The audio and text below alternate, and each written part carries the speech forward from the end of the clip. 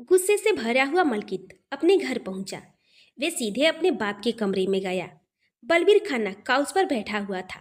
उसके सामने ही अखिल और दिनेश जी की कई सारी फोटोज पड़ी थी, जिनमें अखिल और दिनेश जी कोई ना कोई अवार्ड पकड़े खड़े हुए थे। साथ में ही काफी सारी न्यूज़पेपर की हेडलाइंस भी थी, जिनमें अखिल और दिनेश जी के बारे में बढ़ चढ़कर लिखा हुआ था। बलबीर खाना ने अपने कमरे के दरवाजे की ओर देखा। मलकित लाल आंखों से अपने बाप को ही घूर रहा था। शायद तुम्हारी माँ ने तुम्हें ये तमीज सिखाने से पहले ही मर गई कि किसी के रूम में आने से पहले नॉक करते हैं। बलबीर खाना ने हिकारत से मलकित को देखते हुए कहा। मलकित गुस्से में अपने बाप की ओर बढ़ा और बोला, शायद आपकी भी माँ ने आपको नहीं सिखाया कि किसी के काम में बेवजह अपनी टांग नहीं अड़ानी चाहिए, क्योंकि उसका परिणाम बहुत ही बुरा होता है। बदतमीज, बलबीर खाना ने काउच से खड़े होते हुए कहा। तेरा दिमाग ठिकाने पर है भी या नहीं? याद है या भूल चुका है कि तू अपने बाप के सामने खड़ा है? बाप हो इसलिए एक बार समझाने आया हूँ। अखिल सिंघानिया या उसके परिवार से दूर रहो, समझे? मेरे चाहने से पहले अगर तुम्हारी वजह से उसके परिवार को, खासकर निया को, कोई भी आँच आई ना, तो मैं भूल जाऊंगा। मलकित ने बलबीर खाना की ओर करीब आकर कहा। मैं भूल जाऊंगा कि तू मेरा बाप है। एक जोरदार थप्पड़ मलकित के गाल पर पड़ा। मलकित ने गुस्से में अपने बाप की ओर देखा। मलकित का खून गुस्से से बौखलाने लगा था। एक और जोरदार थप्पड़ मलकित के दूसरे गाल पर पड़ा। अब मलकित के सहने की इम्तिहान खत्म हो गई थी। बलबीर खाना उसे और मार पाता उससे पहले ही मलकित ने अपने बाप की ओर बढ़कर उसके शर्ट के कॉलर को पकड़ लिया। तेरी हिम्मत कैसे हुई मुझ पर, मलकित खाना पर हाथ उठाने की? मैं तेरा बाप हूं मलकित, बलबीर खाना ने गुस्से में कहा। बाप? बोलते हुए मलकित ने गुस्से में जमीन पर थूक दिया। बाप कहलाने का बड़ा शौक है ना तुझे? बाप वाली कौन सी जिम्मेदारी निभाई है तूने? अपना बदला लेने के लिए हमेशा से अपने बच्चों को तू हथियार बनाता आया है, लेकिन इस बार मैं ऐसा नहीं होने दूंगा। तेरी वजह से वे अखिल मोलिका के हाथ से निकल गया था, पर तेरी वजह से अब मैं निया को अपने हाथ से नहीं जाने दूंगा। एक आखिरी बार कह रहा हूँ, मेरे रास्ते में मत आना। उस अखिल से या उसके परिवार से कैसे बदला लेना है ये मैं देख लूंगा। क्या करना है, कैसे करना है, ये सिर्फ और सिर्फ मैं डिसाइड करूंगा। अगर फिर भी तूने मेरी बात नहीं मानी, मलकित बलबीर खाना के बेहद करीब आकर बोला, तो तुझे हमेशा के लिए अपने रास्ते से हटाने में मुझे 2 मिनट भी नहीं लगेंगे। मलकित ने कहर ढाती आंखों से अपने बाप को घूरा और कमरे से बाहर निकल गया। कमरे के बाहर एक ओट में मोलिका खड़ी हुई थी। उसने सब कुछ सुन लिया था। वे रूम के अंदर गई। पापा, पापा आप ठीक तो है ना? ये मलकित तो निया के प्यार में अंधा हो चुका है। पापा, पर आप उन सिंघानिया से बदला लेने की कोशिश तो नहीं छोड़ेंगे ना पापा? मोलिका ने बलबीर खाना को काउच पर बैठाते हुए कहा। असल में मोलिका को मलकित की अपने बाप से की गई बदतमीजी से कोई फर्क नहीं पड़ता था। मलकित तो पहले से ही उसके हाथ से निकल चुका था। अब उसे डर इस बात का था कि कहीं मलकित की बातों से डरकर उसका बाप भी अखिल से बदला लेने का अपना ख्याल न बदल दे। लेकिन बलबीर खाना अपनी बेइज्जती इतनी जल्दी भूलने वालों में से नहीं था। सारी उम्र जो शोहरत मैं पाना चाहता था, जिसे पाने के लिए मैंने इतनी चालें चली, पर मैं सफल नहीं हो पाया। वे शोहरत, वे मान, वे सम्मान सब दिनेश सिंघानिया को मिल गया। अब उसके बच्चे, पहले अखिल और अब ये निया।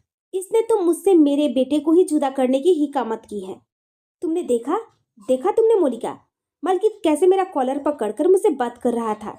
इतना ही नहीं, मुझे मुझे जान से मारने की धमकी देकर गया है वे। अपने बाप को, बलबीर खाना को।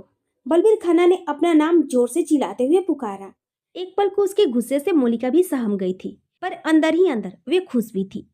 मलकित की आज की हरकत ने बलबीर खाना की हालत एक भूखे शेर जैसी कर दी थी, जिसे शिकार करने से अब कोई नहीं रोक सकता था।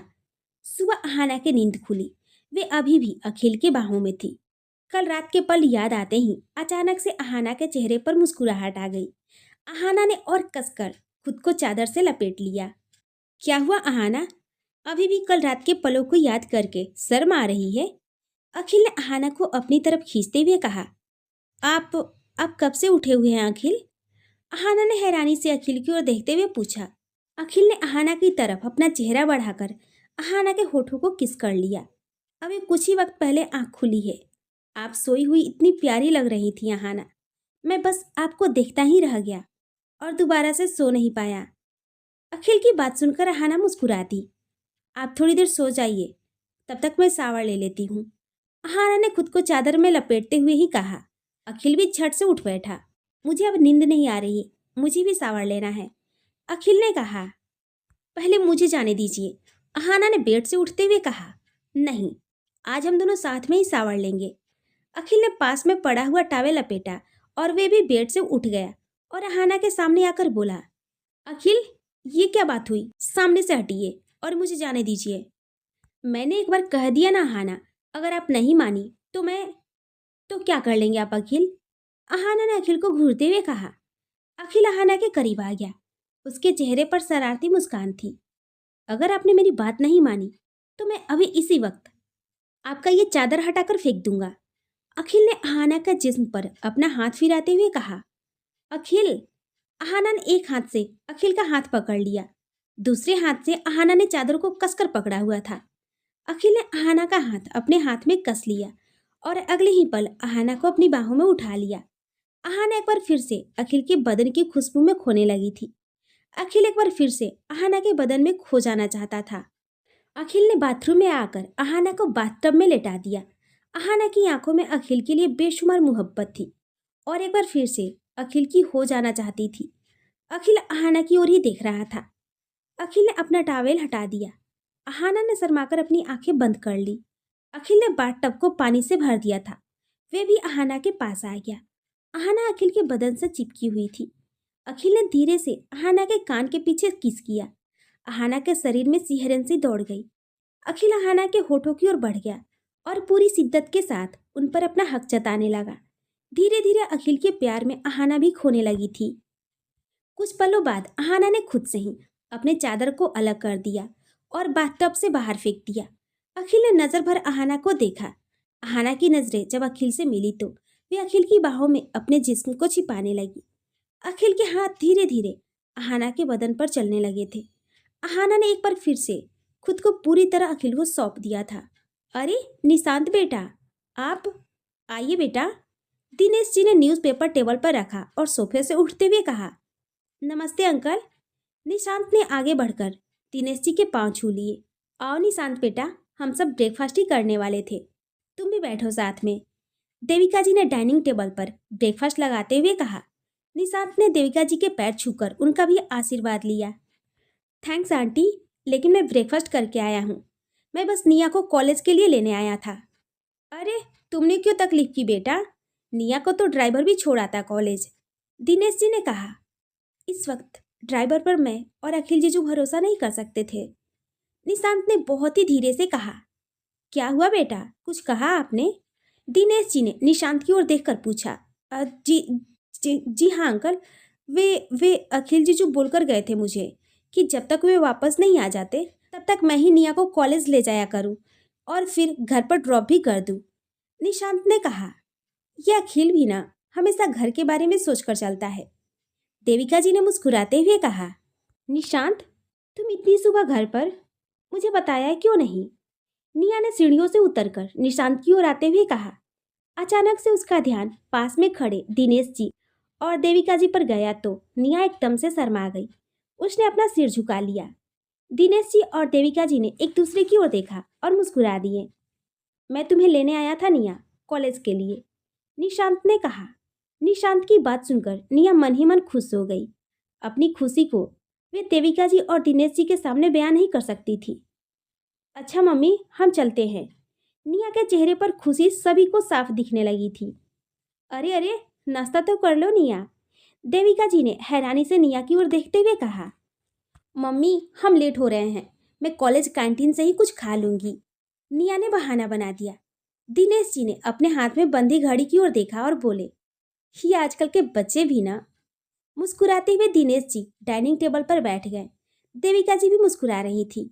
निया और निशांत ने एक दूसरे की तरफ देखा और घर से बाहर आ गए। अखिल, ये सब खाना कहाँ से आया? कब आया?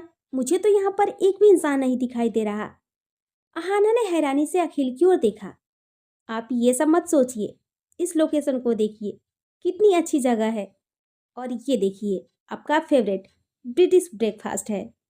अहाना ने एक नज़र अपने आसपास देखा। अखिल और अहाना रिजॉर्ट से बाहर बीच साइड पर थे। सामने बहते हुए पानी का खूबसूरत नजारा था। अखिल अहाना को बैठाने के लिए चेयर थामे खड़ा था।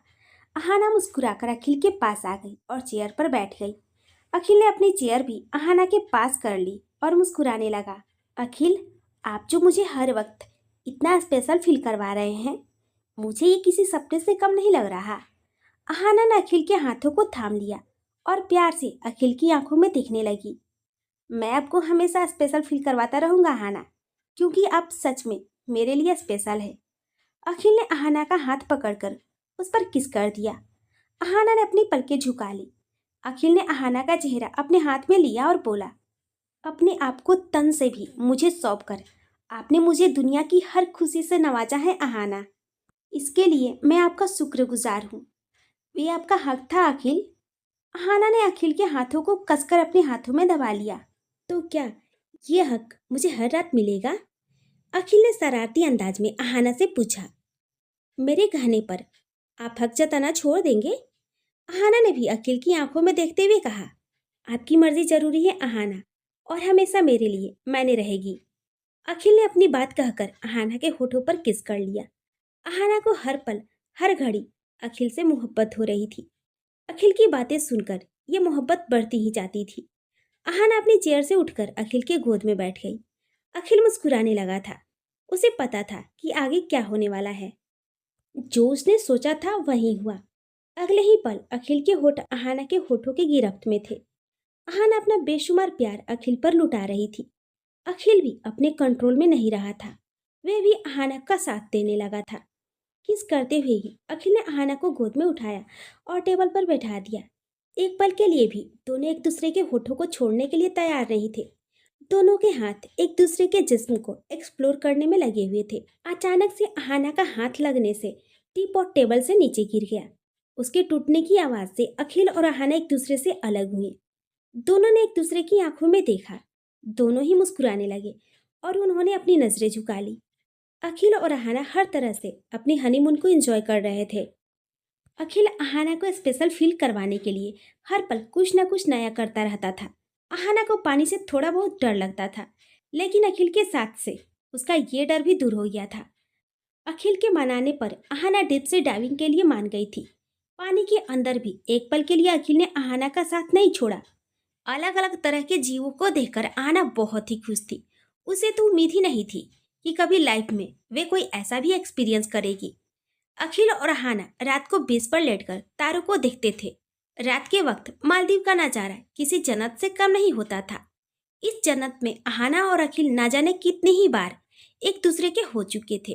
अब तो दोनों एक दूसरे के रोम रोम में बस चुके थे। रात को तारे गिनना, सुबह बादलों को देखकर उनकी अलग अलग आकृतियां बनाना, ये सब अखिल और अहाना का रोज का रूटीन बन गया था।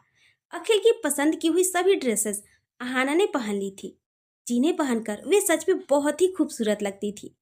अखिल तो जैसे अहाना की तरफ खींचा ही चला जाता था। अखिल हर तरह से अहाना को खुशी देना चाहता था। अखिल ने यहाँ मालदीव में भी अहाना के लिए गुलगप्पों का इंतजाम कर दिया था।